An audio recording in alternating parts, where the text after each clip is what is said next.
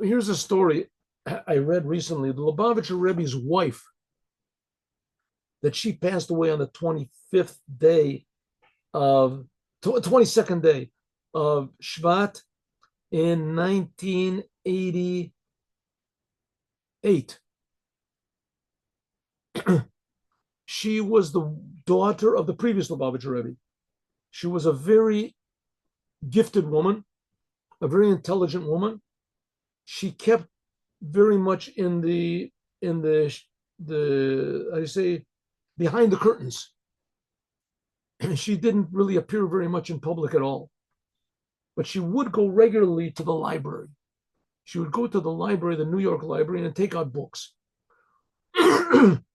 Once she went to the library and she signed out a book, and the librarian was a woman, a Russian woman.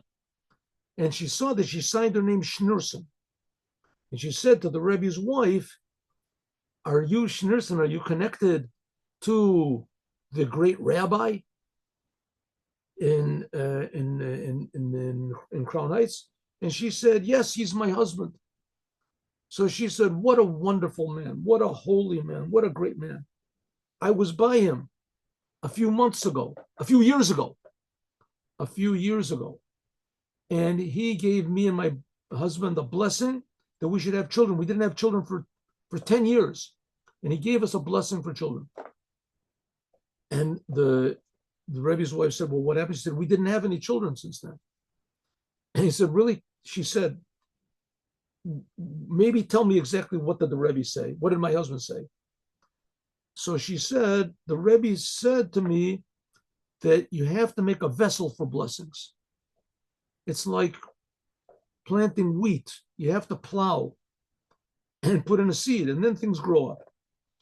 You have to pick a commandment." So I said, "Okay, I'll pick a commandment. I'll light Shabbos candles." So since then, I've been lighting Shabbos candles, and nothing has happened.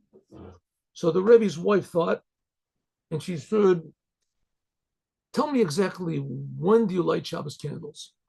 So the woman said, "As soon as I finish on Friday night, I work in this, I come home, and I light the candles." So the Rebbe's wife said, "The Rebbe said you should light Shabbos candles, and if you light after Shabbat comes in, then those are not Shabbat candles. That's not the mitzvah. The commandment is you have to light before Shabbat. You have to light before Shabbat comes in, then they become Shabbat candles." The woman said, "Oh, I didn't know. No one told me. A Russian woman.